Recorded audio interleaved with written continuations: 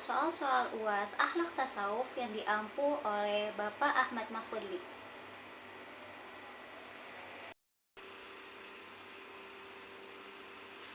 Soal yang pertama adalah sebutkan klasifikasi mazhab tasawuf, tokoh-tokohnya, dan konsep ajarannya. Yang pertama adalah tasawuf Sunni. Tokoh-tokoh utamanya ada Imam Al-Ghazali, Hasan Al-Basri, dan Junaid Al-Baghdadi. Konsep ajarannya berdasarkan pada syariat Islam dan Al-Quran serta hadis, menekankan keseimbangan antara ibadah lahiriah atau syariat dan batinnya atau hakikat. Konsep mahkomat tingkat spiritual seperti taubat, sabar, syukur, tawakal, dan ridho, mengutamakan akhlak mulia dan pengendaliannya hawa nafsu. Yang kedua ada tasawuf falsafi. Tokoh-tokoh utamanya ada Ibnu Arabi, Al-Hallaj, dan Suhrawardi.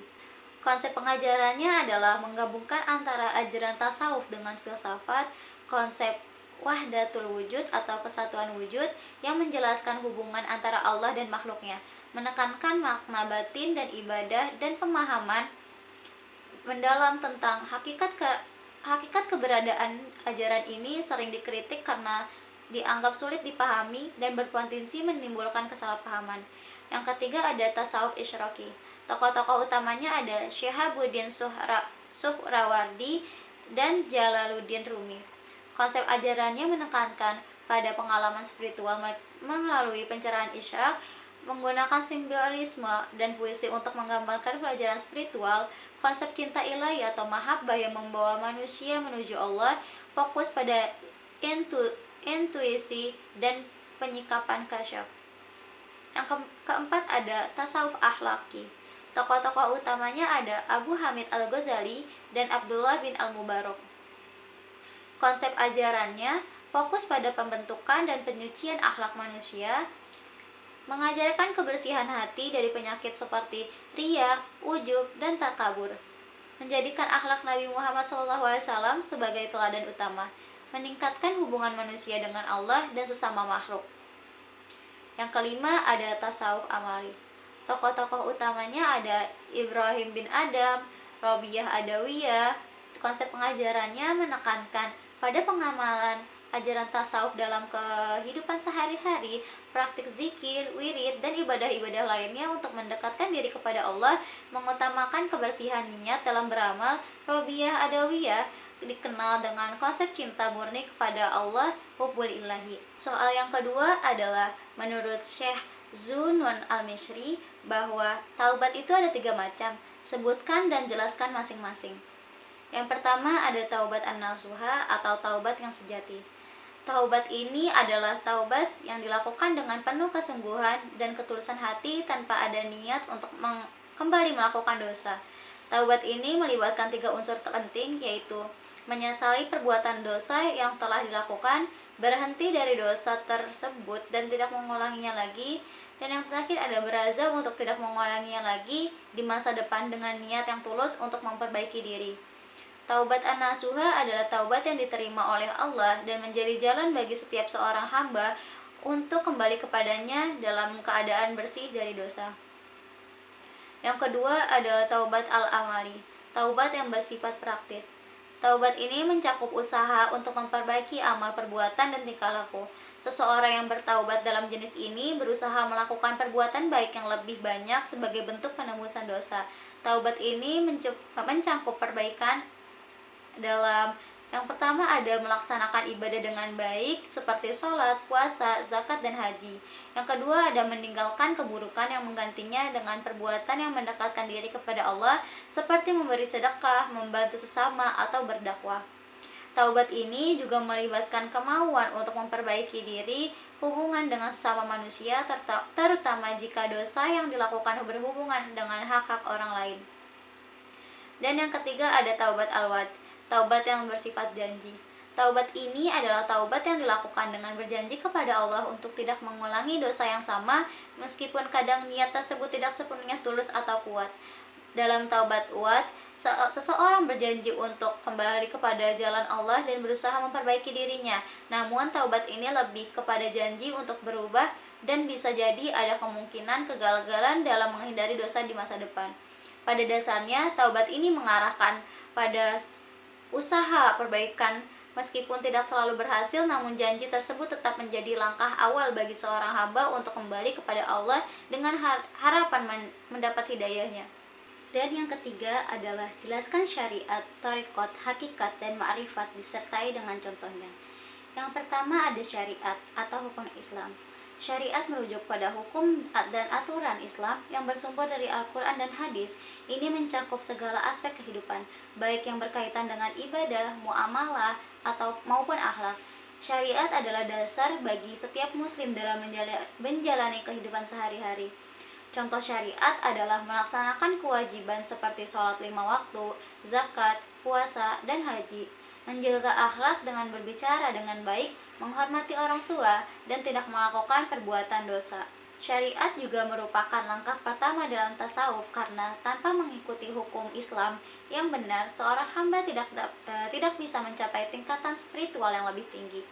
Yang kedua ada thariqat, jalan atau metode spiritual. Thariqat adalah jalan atau metode yang ditempuh oleh seorang sufi untuk mendekatkan diri kepada Allah. Thariqat mengajarkan praktik-praktik tertentu seperti zikir, tafakur, dan latihan-latihan batin lainnya yang bertujuan untuk membersihkan jiwa dan mencapai kesucian hati. Thariqat ini biasanya dipimpin oleh seorang mursyid yang membimbing muridnya.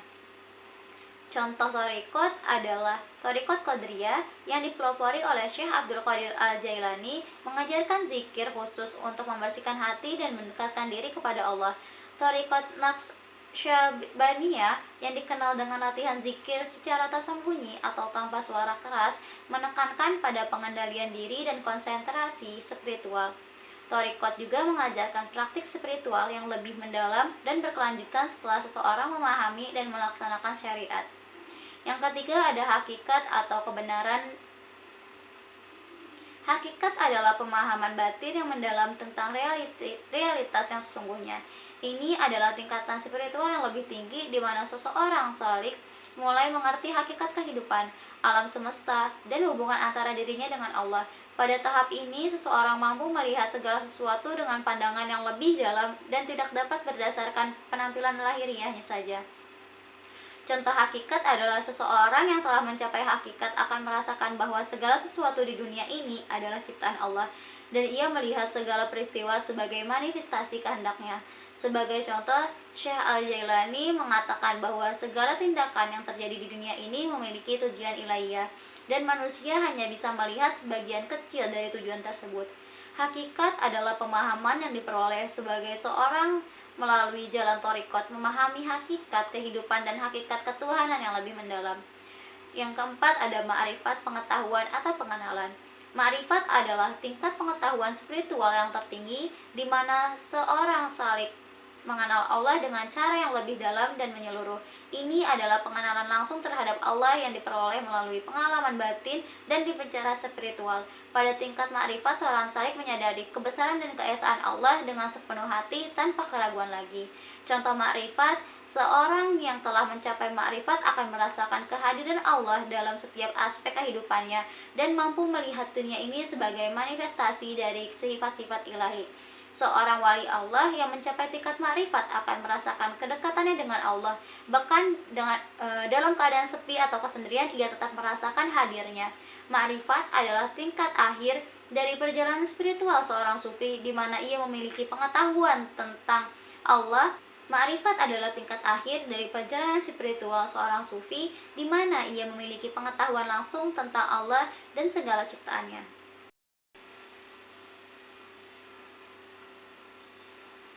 Dan soal yang keempat adalah sebutkan dan jelaskan 10 tanda mahabbah ilahiyah. Yang pertama ada tunduk dan patuh kepada Allah Subhanahu wa taala. Orang yang merasakan mahabbah ilahiyah akan selalu tunduk dan patuh kepada perintah Allah, baik dalam hal ibadah maupun dalam kehidupan sehari-hari. Ia tidak ragu untuk mengikuti ajaran agama dan melaksanakan syariat dengan sepenuh hati. Contohnya, seseorang yang mencintai Allah akan selalu menjaga sholat tepat waktu, membayar zakat, dan menjaga adab-adab Islam tanpa ada paksaan. Yang kedua, cinta terhadap Rasulullah Shallallahu Alaihi Wasallam. Salah satu tanda cinta kepada Allah adalah cinta yang mendalam terhadap Rasulullah Shallallahu Alaihi Wasallam. Cinta ini ditunjukkan dengan meneladani sunnah dan ajaran beliau dalam kehidupan sehari-hari. Contohnya seperti mengikuti sunnah Nabi dalam hal berbicara, berpakaian, dan berinteraksi dengan sesama, serta mencintai kitab-kitab hadis dan mempelajari sirah Nabi. Yang ketiga, ada kehidupan batin yang penuh kedamaian. Seseorang yang merasakan mahabbah ilahiyah akan merasa tentram dan damai dalam hatinya meskipun dalam kondisi apapun. Cinta kepada Allah memberikan ketenangan jiwa dan menghilangkan kekhawatiran yang tidak perlu. Seperti contoh, meskipun menghadapi ujian hidup, orang tersebut tetap merasa tenang dan berserah diri kepada Allah, karena ia yakin segala sesuatu adalah takdirnya yang terbaik. Yang keempat, bersemangat untuk beribadah. Cinta kepada Allah memotivasi seseorang untuk lebih bersemangat dalam beribadah, seperti sholat, membaca Al-Quran, berdoa, dan berzikir. Ibadah bukan lagi sebuah kewajiban yang membebani, tetapi sebuah kerinduan untuk mendekatkan diri kepada Allah. Seperti contoh seseorang yang selalu mencari waktu untuk berzikir, mengaji, dan melakukan ibadah sunnah seperti tahajud, karena ia merasakan kedekatannya kepada Allah. Yang kelima, mengutamakan Allah dalam segala hal. Orang yang mencintai Allah akan selalu mengutamakan Allah dalam segala hal. Ia akan memilih apa yang dikehendaki oleh Allah di atas kepentingan duniawi. Seperti contoh, ketika dihadapkan oleh pilihan yang sulit, ia akan memilih jalan yang Allah ridhoi, meskipun itu berarti mengorbankan keinginan pribadinya. Yang keenam, meninggalkan dosa dan maksiat. Cinta kepada Allah mendorong seseorang untuk meninggalkan segala bentuk dosa dan maksiat. Karena itu, ia merasa malu untuk berbuat sesuatu yang tidak disukai oleh Allah. Seperti contoh, seseorang mulai menghindari perbuatan dosa seperti berdusta, mencuri, atau berbuat zalim karena ia merasa cinta kepada Allah dan tidak ingin menjauh darinya. Yang ketujuh, ada rindu bertemu dengan Allah. Seseorang yang mencintai Allah akan merasakan kerinduan yang mendalam untuk bisa bertemu dengannya, baik dalam bentuk beribadah maupun di akhirat kelak. Contohnya seperti ia selalu merindukan momen-momen ibadah seperti sholat dan berharap dapat ketemu dengan Allah di kehidupan yang kekal setelah mati. Yang kedelapan, ada mengutamakan ridho Allah dari ridho manusia. Seorang yang mencintai Allah tidak akan mengutamakan pendapat atau pujian manusia jika itu bertentangan dengan kehendak Allah. Baginya, ridho Allah adalah tujuan utamanya. Seperti contoh, ia lebih memilih untuk melakukan perbuatan yang benar meski tidak disukai oleh orang lain, daripada mengikuti keinginan orang lain jika itu bertentangan dengan ajaran Islam. Yang kesembilan, sabar dalam menghadapi ujian. Cinta kepada Allah membuat seseorang memiliki kesabaran yang luar biasa dalam menghadapi segala ujian dan cobaan hidup. Ia yakin bahwa setiap ujian adalah cara Allah mendidik dan menguji keimanan. Seperti contoh, ketika menghadapi musibah, ia tetap sabar dan bertawakal, menganggapnya sebagai bagian dari proses kedekatannya dengan Allah Subhanahu wa Ta'ala. Dan yang terakhir, menjadi penyayang terhadap sesama. Cinta kepada Allah juga memotivasi seseorang untuk menjadi lebih penyayang terhadap sesama, baik terhadap keluarga, teman, atau orang lain. Cinta kepada Allah mendorong seseorang untuk menebarkan kasih sayang sebagaimana Allah mencintai makhluknya. Seperti contoh, ia senantiasa berusaha membantu sesama baik dalam hal materi maupun dukungan moral, karena ia merasa bahwa ini adalah bagian dari meneladani kasih sayang Allah. Dan pertanyaan yang terakhir adalah, jelaskan konsep ajaran tasawuf falsafi yang berupa wahdah al-syuhud, wahdah al-wujud, hulul, dan ittihad, dengan disertai contoh dan analogi logisnya. Yang pertama ada wahdat al-syuhud. Wahdat al-syuhud adalah konsep yang dikemukakan oleh Syekh Al-Jili, yang berarti bahwa segala sesuatu yang ada di dunia ini hanya merupakan persepsi atau penglihatan dari seorang hamba yang mendekatkan diri kepada Allah. Dalam pandangan ini, Allah sebagai pencipta yang Maha Esa tetap memanifestasikan dirinya dalam bentuk yang dapat dilihat dan dialami oleh hambanya. Konsep wahdat al-syuhud mengajarkan bahwa meskipun banyak makhluk yang tampak berbeda, pada hakikatnya semuanya adalah manifestasi dari suatu kesatuan yang disebut sebagai Allah. Penekanan dalam konsep ini adalah bahwa realitas yang dilihat oleh makhluk adalah cerminan dari kekuasaan Allah dan hanya Allah yang benar-benar ada dalam segala yang tampak. Contoh dan analoginya adalah seorang pelukis melihat kanvas kosong dan mulai melukis gambaran-gambaran dengan warna dan bentuk yang berbeda. Bagi orang lain yang melihat lukisan tersebut tampak seperti gambar yang terpisah. Namun bagi pelukis itu adalah karya yang berasal dari sumber dirinya sendiri.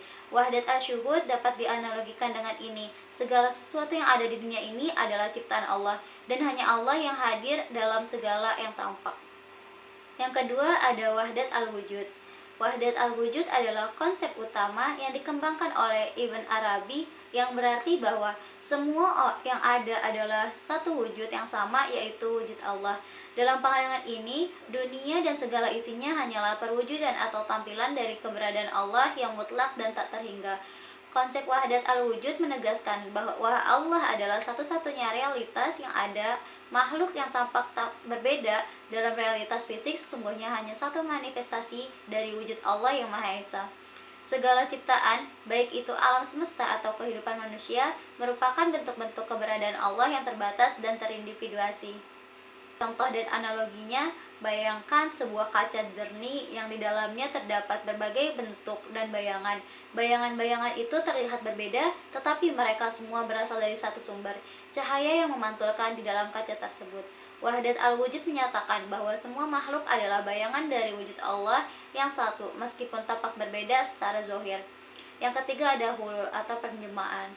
Hulul adalah paham yang menyatakan bahwa Allah dapat bersemayam atau bertempat dalam tubuh seorang hamba sehingga dia dapat merasakan pengalaman makhluknya. Konsep ini mengandung ide bahwa Allah dalam wujudnya dapat berada dalam diri manusia sebagai manifestasi langsung. Konsep hulul ini menganggap bahwa ada kemungkinan bagi Allah untuk bersemayam dalam tubuh manusia meskipun tanpa kehilangan kemuliaannya. Pengalaman ini lebih kepada kesatuan spiritual antara Allah dan hambanya yang sangat mendalam, dan di beberapa tradisi sufi ini lebih merujuk kepada pengalaman mistik yang mendalam.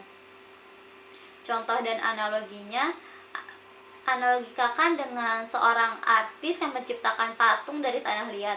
Patung tersebut meskipun terbuat dari tanah, tetapi memiliki bentuk dan kesan dari sang artis. Dengan cara yang sama, konsep hulul menyatakan bahwa Allah bisa bersemayam dalam diri hambanya dalam bentuk yang sangat mendalam dan sangat profesional, meskipun tanpa mengurangi kemahaesaannya. Yang keempat ada ittihad, identifikasi atau penyatuan. Ittihad adalah konsep yang menggambarkan penyatuan atau identifikasi total antara Allah dan hambanya. Dalam pandangan ini, tidak ada perbedaan antara keduanya, dan keduanya menjadi satu dalam segala hal. Konsep ittihad mengajarkan bahwa hamba yang telah mencapai tingkat spiritual tertentu akan merasakan bahwa dirinya benar-benar satu dengan Allah. Tidak ada jarak antara hamba dan Tuhan. Konsep ini sering dipahami sebagai penyatuan dalam esensi, meskipun tetap menghormati perbedaan antara sifat-sifat Allah yang absolut dan makhluknya yang terbatas. Contoh dan analoginya adalah ibaratkan sebuah laut yang dalam, di mana setiap gelombang air yang muncul di permukaan laut adalah bagian dari laut itu sendiri. Gelombang-gelombang ini tampak terpisah, namun mereka sebenarnya tidak terpisah dari laut yang satu itu. Ittihad dalam hal ini adalah kesadaran bahwa gelombang laut tersebut sepenuhnya satu dengan laut, meskipun tampak ada perbedaan pada permukaannya. Jadi, keempat konsep ini, wahdat al-syuhud, wahdat al-wujud, hulul, dan ittihad, menggambarkan berbagai cara pandang dalam tasawuf falsafi tentang hubungan antara Allah dan alam semesta. Masing-masing memiliki pendekatan dan pemahaman yang mendalam tentang keesaan dan keberadaan Tuhan, meskipun diterapkan dalam konteks yang berbeda-beda. Oke, mungkin cukup sekian dari saya, Cindy Agnia. Kurang dan lebihnya saya mohon maaf. Wabillahi taufiq wal hidayah. Wassalamualaikum warahmatullahi wabarakatuh.